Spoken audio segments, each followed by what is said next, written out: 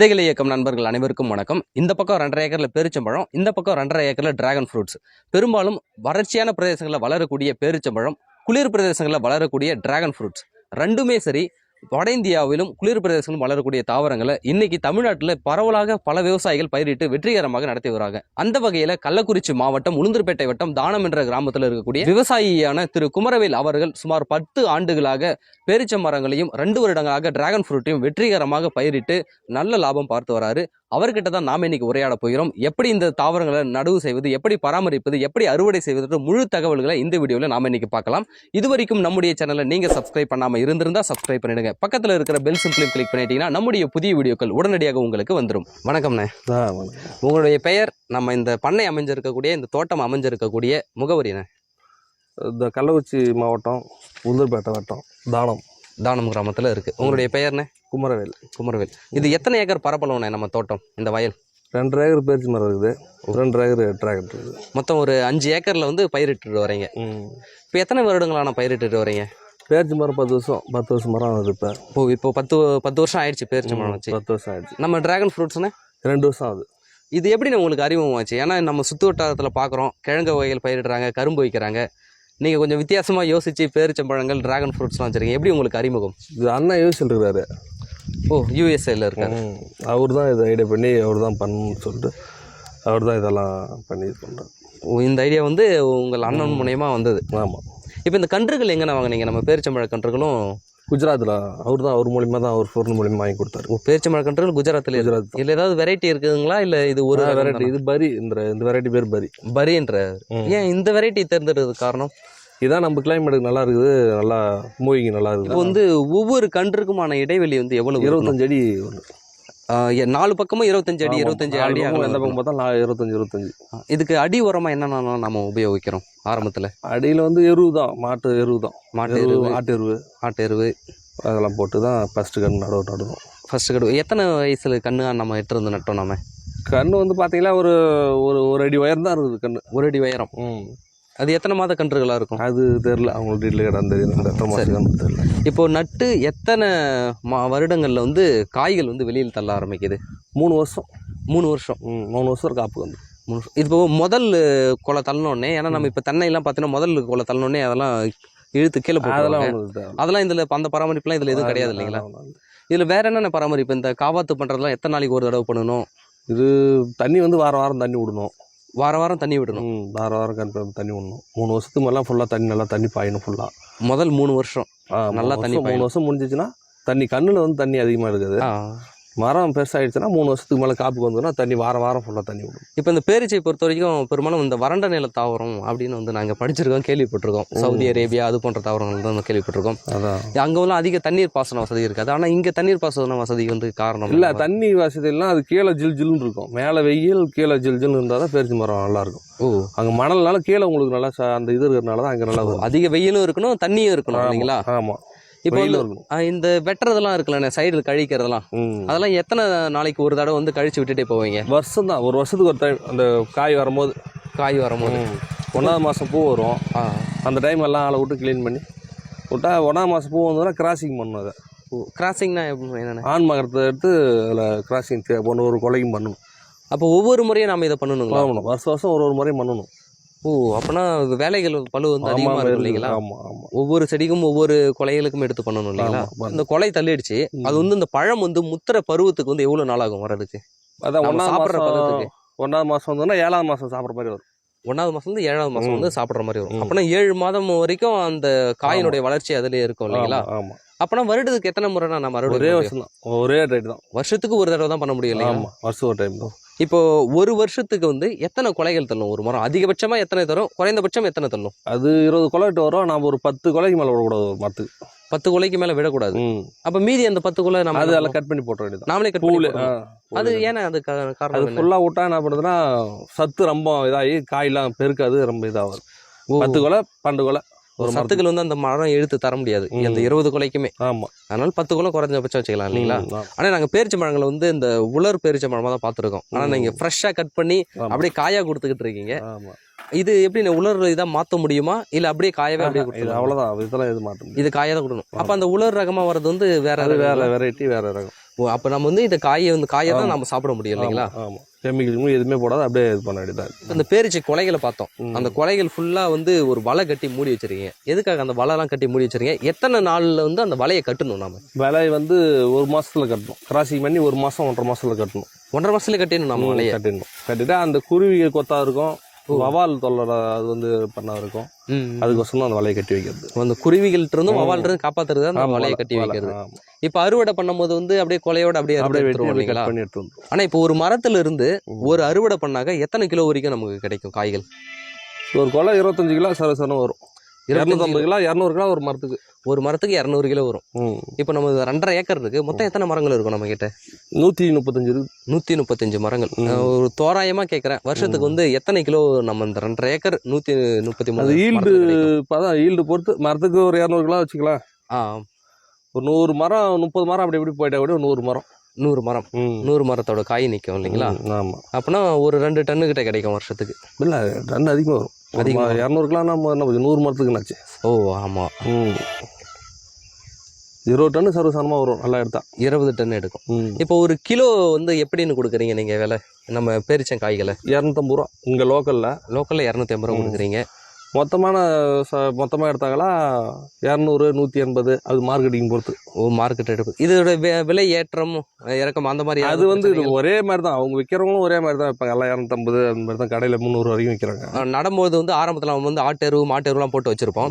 அதன் பிறகு வந்து நம்ம என்னென்ன எருக்கெல்லாம் கொடுக்கணும், எத்தனை நாளைக்கு ஒரு தடவை கொடுக்கணும், சத்துலாம் வேற ஏதாவது வருஷம் ஓட்டி பில்லு இல்லாத காலம் இல்லாத எடுத்து விட்டு வருஷம் மாட்டெருவு ஆட்டெருவு தான் கலந்து போடணும். வேற எதுவும் நம்ம போட தேவையில்லை, இதுவே போதும். எருவே போதும், எருக்கள் மட்டுமே போதும். அந்த போரான் பவுர் அந்த மாதிரி சத்துக்கு போடணும். இந்த காய்களை வந்து உதிர்வதை தடுக்கிறதுக்குன்னு ஏதாவது ஒரு வாய்ப்பு? டானிக் அடிக்கலாம். டானிக் அடிக்கலாம். வேற என்னென்ன பிரச்சனை இருக்கு? நம்ம இந்த பேரிச்சம்பழம் மரத்துல ஒரு பிரச்சனை இருக்கு, இது கொஞ்சம் கஷ்டமா இருக்கு. மரம் ஒன்று இருக்கும், கூண் ஒன்று இருக்கும். இது தென்னை மரத்துலக்கும் பாதிப்பு இல்லைங்களா? அது அந்த மாதிரி அதை கொஞ்சம் பார்த்துட்டு இருக்கணும். அதை கொஞ்சம் விட்டுட்டுமா மரத்தை காலி பண்ணிவிடும். நாங்கள் பூசுனால ஒன்றும் அந்த அளவுக்கு ட்ரைனிங் 1 வருஷமா தான் ஒன்று கற்றுக்கிட்டு வரோம். 1 வருஷம் வந்து வவால் எல்லாம் போச்சு, இது பண்ணிடுச்சு. 1 வருஷம் வந்து ரொம்ப அதிகமாக கொலை விட்டு வேஸ்ட் ஆயிடுச்சு. 1 வருஷம் வந்து அதை மெயின்டேஷன் அதை நாங்களே கற்றுக்கிட்டனால அப்போ கொஞ்சம் கொஞ்சமாக அப்படியே நாங்களே அனுபவத்தில் அப்படி வந்துட்டு இருக்கிறோம். இப்போ ஆனால் புதுசாக வந்து பேரிச்ச மரங்கள் வைக்கிறவங்க அப்படின்னாக்க அவர்கள்லாம் என்னென்ன, அவங்களுக்கு நம்ம என்னென்னலாம் சொல்கிறது இருக்குது, எதெல்லாம் நீங்கள் கவனமாக இருக்கணும் அப்படின்னு நீங்கள் சொல்லுவீங்க? முக்கியம் வந்து மரத்தை காப்பாற்றுறது அந்த கூண் ஒன்று தான். அதை கொஞ்சம் உஷாராக பார்த்துக்கணும். இல்லைன்னா மரம் தோட்ட காலி ஆகிடும். ஒரு மரமும் காலி பண்ணிடும். நம்மளுக்கே தெரியாத உள்ள வந்து வண்டு அடித்து காலி பண்ணிடும். அந்த வண்டோட ஒரு அறிகுறி என்னென்ன? அந்த வண்டு தாவரத்தில் இறங்கிடுச்சு அப்படின்னாக்க அதை நம்ம எப்படி கண்டுபிடிக்கிறது? அது கண்டுபிடிக்க முடியும். சும்மா சின்ன ஓட்டை இருக்கும், சின்ன ஓட்டை. அதெல்லாம் எச்சரிக்கையாக மருந்து அடிச்சிடணும். அது வருதோ வரலையே எச்சரிக்கையாக நம்ம மருந்து போடணும் இல்லைங்களா? மருந்து அடிச்சிடணும். வருஷம் ஆனால் மருந்து அடிச்சிடணும். இப்போ ஒரு 10 வருட காலமாக பேரிச்சம்பழம் மரம் வந்து வச்சுட்டு இருக்கீங்க. அதிகபட்சம் உற்பத்தினா எத்தனை கிலோ வரைக்கும் வந்திருக்கும் உங்களுக்கு? அதிகபட்சம் உற்பத்தினா இவ்வளோ கிலோ வரைக்கும் எனக்கு வந்திருக்குப்பா அப்படின்னா 10 டன் வரைக்கும் வந்துருக்கு. 10 டன் வரைக்கும் வந்திருக்கு. குறைந்தபட்சம்னே ஒரு 3 டன் 2 டன் 3 டன் 2 டன் வரைக்கும். அப்போ இதை நம்ம சமாளிச்சாகணும் இல்லைங்களா? ஆனால் இப்போ வந்து ஊடு பயிரை வேற எதுவும் வைக்க முடியாதுங்களா? நம்ம இதெல்லாம் 2 பேர் வச்சு பார்த்தா ஒன்றும் செட் ஆகல, ஒன்றும் அந்த அளவுக்கு வரல. வருமானம் இல்லை. என்னென்ன பயிர்களாக வச்சு பார்த்தீங்க? சேனக்கிழங்கு வச்சோம், சேனக்கிழங்கு வச்சோம், உள்ள வச்சு பார்த்தா அது ஒன்றும் அந்த அளவுக்கு இல்லை. நெகிழ் அடியில் ஒன்றும் செட் ஆகல. நம்ம ட்ராகன் ஃப்ரூட்ஸ் நானும் இப்போ தான் மரம் இல்லையா அந்த செடியில் பார்க்குறது களிச்செடிகள் மாதிரியே இருக்குது. இது வந்து எத்தனை வருட பயிர்? இது வந்து கண்ணா வாங்கிட்டு வந்தீங்களா இல்லை விதையா வாங்கிட்டு வந்தீங்களா? இது வந்து கண்ணுன்னா கண்ணாவும் வாங்கலாம், கண்ணாவும் தராங்க. நான் வந்து அப்படியே கட் பண்ணி கட்டைங்கன்னு சொல்லி அப்படி ஒரு பீஸாக வாங்கிட்டு வந்து அப்படியே வச்சு. இந்த கட்டைகளை வெட்டி வச்சாலே வந்துடும்? கட்டைங்களே அது 2 வருஷம் ஆகிட்டா அதை கவாத்துன்னு சொல்லுவாங்க. அதை அப்படி கட் பண்ணி வாங்கி அந்த. இப்போது நம்ம பேரிச்சம்பழம் மரம் பார்த்தோம், அதை நட்டு வச்சு உரம் போட்டால் மட்டும் போதுன்ற இதில் வந்துச்சு. ஆனால் ட்ராகன் ஃப்ரூட்ஸ் பார்த்த வரைக்கும் அது 2 மாடல் இருக்குது. ஒன்று வந்து தூண் போட்டு போடுறது. தூண் போட்டு போடுறது. ஆமாம், தூண் போட்டு 10 அடிக்கு 10 அடி கேப் விட்டு தூண் போட்டு தூணில் 4 செடி வச்சு ஏற்றி விடணும். ஏற்றி விட்டு போடுற மாதிரி. இது வந்து நாங்கள் இது புதுசாக போட்டு வரோம். ரோப்பு கட்டி இது தூண் மாதிரி போட்டு சாலே ஏற்றி விடுற மாதிரி. இது வந்து செடி அதிகம் பிடிக்கும். அது வந்து செடி 4000 ஒரு ஏக்கருக்கு வந்து 4000 கன்று. அதுக்கு வந்து 2000 கன்று. இதுக்கு வந்து 4000 கன்று. இதுக்கு 4000 கன்று. செடிகள் எண்ணிக்கை வந்து அதிகமாகும். இப்போ வந்து ஒவ்வொரு செடிக்கும் இடைவெளி எப்படின்னு வச்சிருக்கீங்க? இது வந்து 2 அடிக்கு ஒன்று வச்சிருக்கிறோம். 2 அடிக்கு ஒரு செடி வைக்கணும். 2 அடிக்கு 3 செடி வச்சிருக்கோம். ஆனால் இந்த ரோப்பு செலவு இதெல்லாம் பார்த்தாக்க ரொம்ப அதிகமாக மாதிரி இருக்கு இல்லைங்க? செலவு சீல் ரோப்பு, சீல் பைப்பு ஏக்கருக்கு 4 லட்ச ரூபா செலவு வரும். இந்த பழுப்பு இந்த ஒயருக்கு மட்டுமே ஏக்கருக்கு 4 4 லட்சம் லட்சம் ரூபாய். வரும். ஆமா. இப்போ இந்த ஏக்கர்ல மொத்தம் எத்தனை கன்றுகள்லாம் இருக்கும்?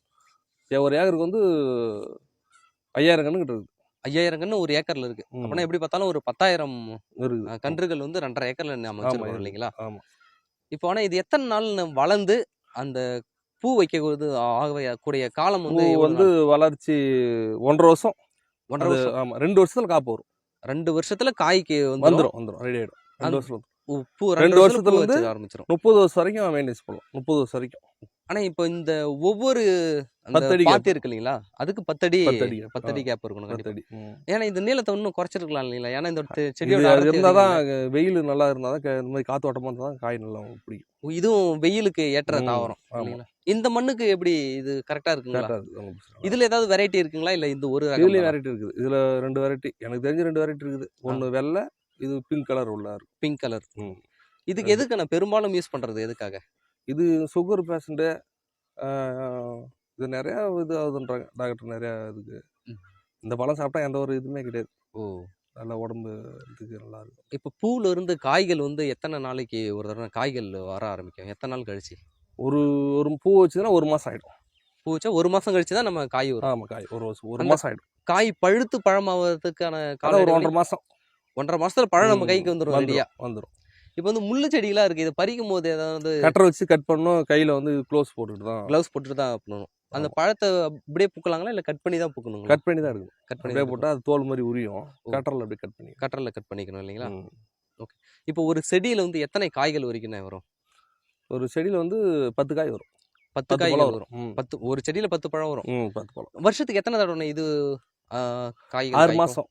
இது அதே போல தான் 1ஆவது மாசம் வந்ததுன்னா 7 8ஆவது மாசம் வரைக்கும் இருக்கும். ஓ. 6 இது மாசம் இருக்கும். ஏறத்தாழ ஒரு வருட பயிர். ஆமா. அப்போ ஒரு இது 6 வந்து மாசம் 6 வரைக்கும் மாசம் காய்க்கும். வந்துகிட்டே இருக்கும். அது வந்து ஒரு பேரிச்ச மரம் வந்து ஒரே வருஷம் ஒரு டைம் தான் இது. ஓ. இது 6 மாசம் அப்படியே தொடர்ந்து வந்துகிட்டே இருக்கும். தொடர்ந்து வந்துட்டே இருக்கும். ஒரு செடி இப்போ 6 மாசம் வச்சதுன்னா அடுத்த 6 மாசம் அது ரெஸ்ட்ல இருக்கும். ஆமா அந்த ஆமா மாதிரிலாம். ஆமா. இதுக்கு அடி உரம்லாம் என்னென்ன கொடுக்குறீங்க? எத்தனை தடவை கொடுக்கணும்? இது எருவு தான். எருவு வருஷத்துக்கு ஒரு டைம் தான். களை எடுத்து ஒரு டைம் கொடுத்தா போதும். இதுக்கும் வருஷத்துக்கு ஒரு தடவை களை எடுத்து கொடுத்தா போதும். ஆமா கொடுத்தா போதும். அது என்னென்ன எருக்கள்லாம் இதுக்கு யூஸ் பண்றீங்க? இது கோழி எருவு போடலாம். ஓ. கோழி எருவு தான் மெயின் போட்டுக்கிறோம். கோழி எருக்கு தான். ம். ஆனா இதுல வந்து வேற ஏதாவது இதுல பூச்சி தாக்கம், நோய் தாக்கம் ஏதாவது வரும். இதுல ஏதாவது சவால்கள் இது இருக்கா? வரும் எங்களுக்கு. ஆனால் இது வரைக்கும் வரல. ஆஹா. லைட்டாக முன்ன ஒரு தாட்டி வந்தது அப்புறம் அப்படியே போயிடுச்சு. ம். அந்த அலுவல்னு சொல்லிட்டு தண்டு அலுவல்னு சொல்லிட்டு ஒன்று வரும். ம். அதில் வந்து சரி, இப்போ இந்த மழை காலங்கள்ல ஏதாவது பிரச்சனை இருக்குமா ஒன்றும் இந்த செடியில? அதெல்லாம் ஒண்ணும் இருக்காது மழை இல்லைங்களா? காலத்தில் நல்லாவே இருக்கும். ஒன்றும் பிரச்சனை இல்லை. மழை காலத்துல வெயில் இன்னும் நல்லா நாளில் தான் இருக்கும். அந்த இது வரும். ஓ. ஆனா வெயில்ல தான். இப்போ இந்த பழம் வந்து எந்த சீசன்ல எந்த மாதங்கள்ல வந்து இந்த பழம் வந்து கரெக்டா காய்க்கும்? 3ஆவது மாதம் தான் நல்லா காய்க்கும். 3வது மாசம்னா மார்ச் மாசத்துல இருந்து காய்க்க ஆமா, ஆரம்பிக்குங்களா? ஆமாம். மார்ச் மாசத்துல இருந்து எந்த மாசம் வரைக்கும் இதோட சீசன் இருக்கும்? மார்ச்லேருந்து 3ஆவது மாதம்னா 8ஆவது மாதம் வரைக்கும் இருக்கும். 8வது மாசம் வரைக்கும் இருக்கும். 8 9 வரைக்கும் இருக்கும். 9 மாசம் வரைக்கும் இருக்கும். காய்ச்சல் இருக்கும். ம். ஒரு செடியில 10 பழம் நீங்க ம்.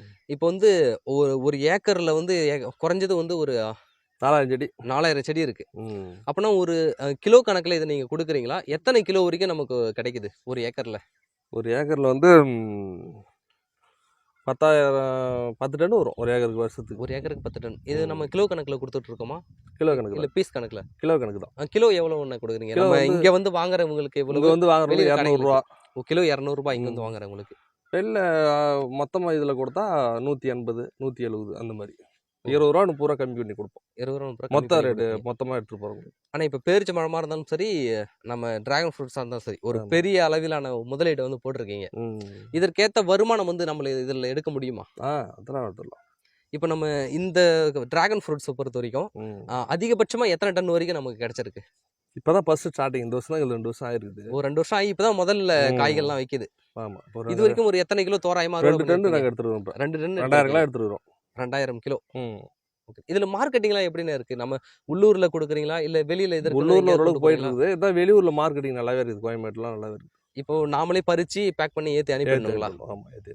இல்ல டிரான்ஸ்போர்ட் செலவுகள் அதெல்லாம் நம்மளுதுங்களா இல்ல அதெல்லாம் நம்மளுக்கு தான். அதெல்லாம் அதெல்லாம் நம்ம ஏத்தி அனுப்புறதோட ஆமாம். அங்கேயும் 200 விற்கும் ஒரு டைமில். அங்கேயும் 200 எடுக்கிறதுக்கு வாய்ப்பு உண்டு. இதுக்கு ஏதாவது சீசன் டைம் விலையேற்றம் அந்த மாதிரி ஏதாவது இருக்குங்களா இதுக்கு? இதுக்கும் கிளைம்பு தகுந்த மாதிரி தான். வெயில் எந்த அளவுக்கு கிடைக்குதோ அந்த அளவுக்கு விலை நம்மளுக்கு கிடைக்கும். விலை நல்லா கிடைக்கும். அப்போ வெயில் டைம்ல வந்து விளைச்சல் அதிகமா இருக்குங்களா இல்ல மழை டைம்ல விளைச்சல் அதிகமா இருக்கும்? வெயில் டைமில் விளைச்சல் நல்லா இருக்கும். விளைச்சல் நல்லா இருக்கும். இப்போ நாம வந்து அந்த பேரிச்சம்பழம் வந்து கிராசிங் பண்ணணும்னு சொன்னீங்க. இதுக்கு எப்படி? இதுக்கெல்லாம் கிடையாது. எதுவுமே கிடையாது.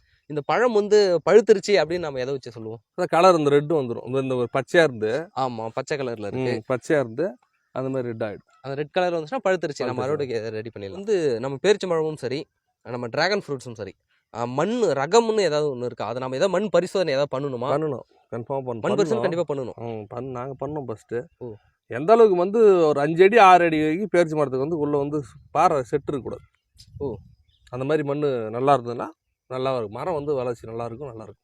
எந்த ரகமான மண் வந்து இதுக்கு ஏற்றதுனே? நம்ம மண் வந்து செம்மண்ணா கருமண்ணா அதெல்லாம் ஒன்றும் பிரச்சனை கிடையாது. ஓ. மணலோ பிரச்சனை கிடையாது.